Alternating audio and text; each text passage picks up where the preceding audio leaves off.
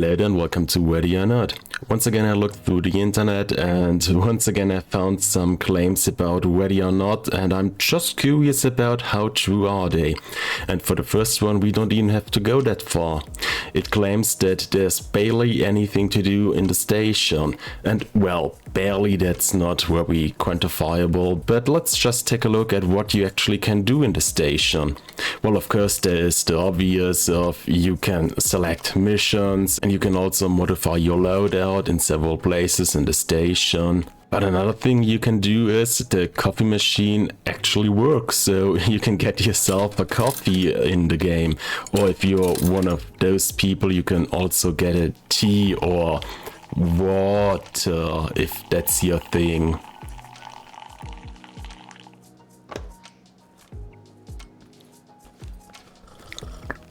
And of course you can also just go to the next coffee machine and get more coffee, or you can also just look around and look for some of the Easter eggs they put into the game. You might even be surprised about how many they are and what they are referencing to. And of course this is still Ready or Not, so you can go to the shooting range and just take a look how do the weapons work and which one works for you.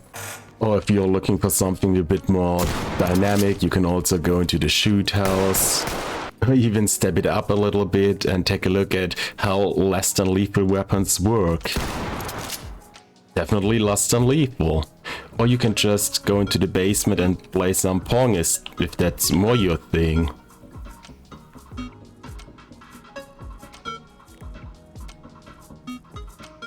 Alright, and that's probably not even everything. There's a lot to explore and a lot to do in the station, and if shooting guns, coffee and playing Pong isn't your thing, why are you even playing video games?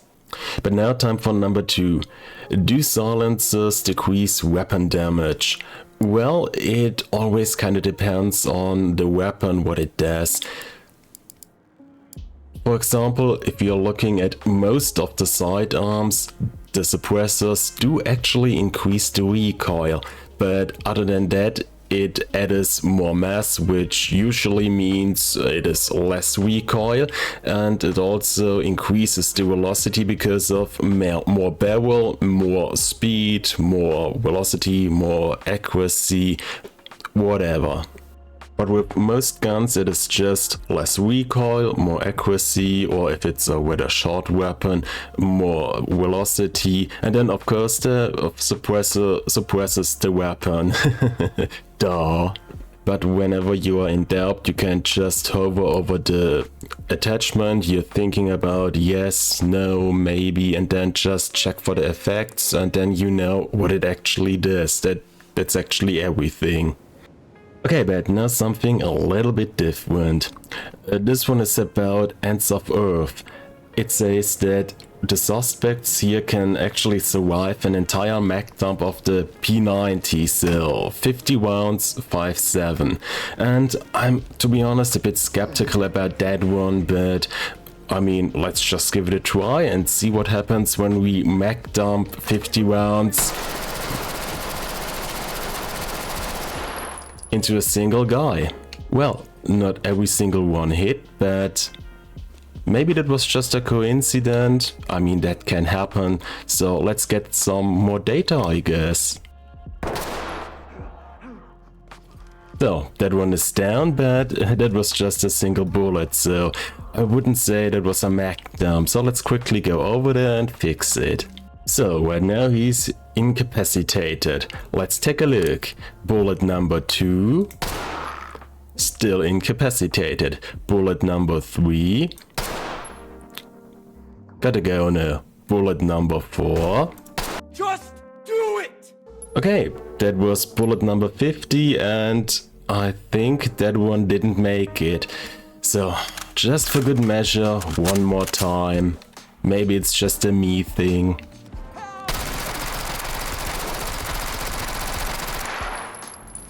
Oh, and that even was the hooded guy, and that was a mag dump. And wait a second, let me quickly check. Nope, he's actually dead. So I assume putting 55-7 into a guy without body armor or anything, that's actually quite lethal. I guess that one is debunked.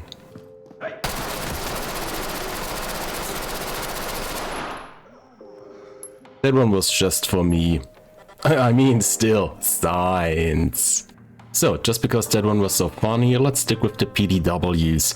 That one says someone dumped an entire MP7 magazine onto someone and that guy didn't even flinch. So, let's give that one a try. Ah, that missed.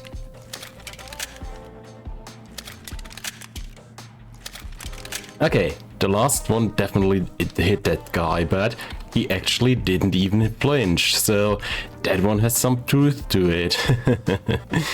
So it seems dumping the whole magazine onto someone doesn't seem to affect them, but I played that game a little bit and in my experience it's way more effective if you use the contents of the magazine.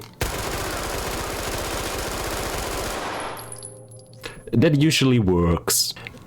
Okay, enough PDWs. Let's step it up a little bit. That one is actually 2 for 1. For once it says that the suspects on relapse do have aimbot. Well, that one, there's some truth to it in case it is one of the older versions. Well, kinda. But at least today, no more. But I don't expect you to trust me on that one, so let's try it.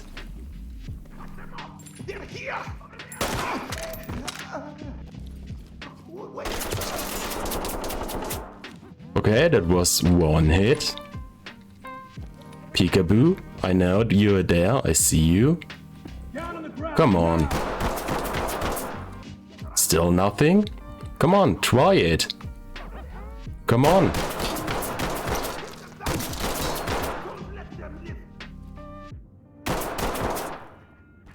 Well, I gotta admit they are better than some guys trying to jump some gas station high on math and trying to shooting everyone down, but aimbot, that's no more a thing at least in my opinion. That's way better. But good thing is, there's a second one. The suspects on relapse can stand 6-5-5-6 into the chest. So luckily we do have someone who volunteered for that position. So let's just give it a try with my favorite 5-5-6. That's one. He's actually alive. Number 2. Well, technically he's still alive, so I'll give him that. Please, stop it. Stop. No. We have rules outlined for a reason. Act within them. Number 3. I don't know what he said, but he's still saying stuff, so that's something. Number 4, and for some reason he ceased saying stuff. And that was number 6, and he's obviously dead. Yeah, so maybe that was just another coincidence, so let's get a bit more data. 1, 2, come on. I'm busy, thank you. 3, 4, 5, 6. And he's actually dead. Okay. Talk to entry team. We no longer have control I of the fell for the situation. I work here. Anyway, what can I say about that one in conclusion? Well, the aimbot thingy, that actually used to be a thing. The suspects could shoot you through walls pretty precisely, but that was many updates ago. So, well, in my opinion at least, that they actually made it a little bit better. The 6-5-5-6 to the chest, Well, two things. Usually, nope, that's lethal pretty much, even if they're using light or medium armor. But in case you are struggling with downing people with bullets to the chest, well, just don't aim for the chest. Aim above or below the vest. Just aim for the hip or the head. I mean, if you shoot someone in the head, that's a pretty big thing no matter what. So yeah. Alright, but now on to the next one. This one is about one of the SMGs. It claims 8 bullets to the chest and 1 to the head with MP9, and the suspect was incapacitated. And well, for that one I actually have to say two things in advance. The MP9 is, because of the really short barrel, probably the weakest main weapon you can find in the game. And yeah, that's about the same like some of the regular sidearms. So using the MP9 is like using a Glock 18, just with less weight of fire. Anyway, and the headshots, yeah, that's actually a thing if you're using pistol calibers, or actually even that guy I hit with the 5.56. Headshots are not always lethal, but that's actually a good thing. Okay, but now we can give it a try. Let's see. Does it work? Okay, so let's start with the low end. 6 bullets to the chest with the MP9. How lethal is that? Number 1. That's number 2. That's number 3. Hey, come on. Nope, I'm busy. 4, 5, 6. I'm still busy. And that guy is dead. So, yeah, that might happen, especially when someone is using body armor that is a bit heavier. 9mm can pretty easily be blocked, but that, nope. But that one I hit in the head, yeah, that one is actually still alive. Especially when it's something like 9mm, a bit longer distances. In that case, it is no more that lethal. But still, in real life, try not to get shot in the head still. But actually, there's something you can, well, kinda abuse.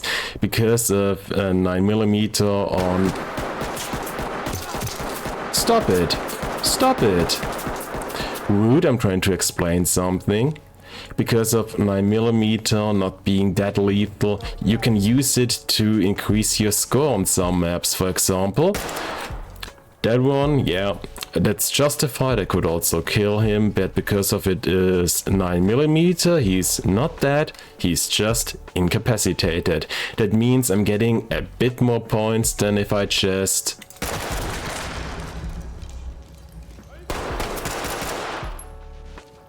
So if this is a good thing or a bad thing, this I'll keep up to you.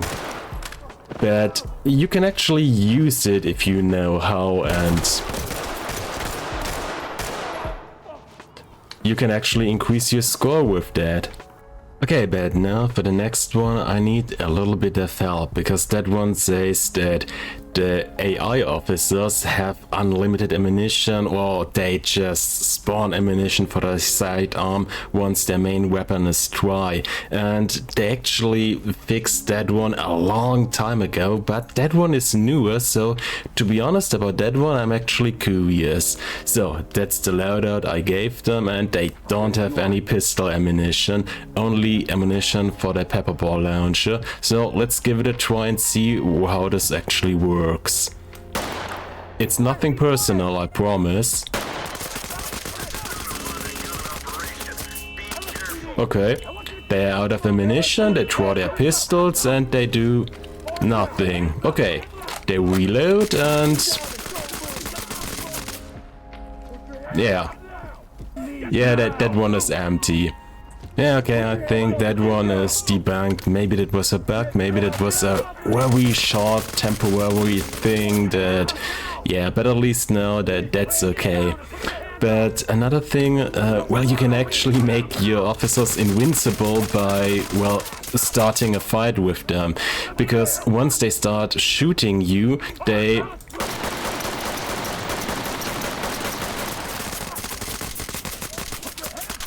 become invincible. So I don't know how useful it is having a bunch of officers trying to kill you, which are invincible, but yeah. And now for the last one for today, that one requires a bit of explanation and isn't too funny, but I think it might be a bit interesting, so hear me out on that one. Headshots are not headshots. Like I said, it's gonna need a bit of explanation. But it says that shots to the head just give them a concussion. And yeah, that's actually true. But it's actually not that far-fetched, because even in real life, that's actually a thing. And I looked it up on Hey Checkers, the only site I accept any form of statistics. And even there, most of the headshots are not lethal. So it depends on where you are hit and the type of ammunition, the circumstances, so many things.